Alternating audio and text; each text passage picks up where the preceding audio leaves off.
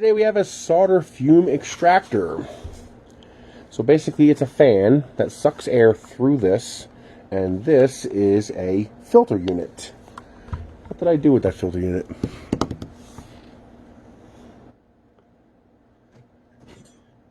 I don't know what I did with it. It's gone. It's history. Anyway, this pops off of here. I guess we can pop that off real quick so you guys can see it. It does come with extra of these pre-filters. Enough for a year, and it comes with an extra one of the carbon filters, so they're good for about 6 months. If you're a very light user like me, you'll probably get a year out of it before you have to replace it. Little clips back together. The air is drawn through the filter and the carbon filter and then out the back. You can see it's not that noisy. It's actually reasonably quiet. I wouldn't call it quiet, but I also wouldn't call it noisy, and it's not high frequency, which is good. And so what that's doing now is it's drawing air through here.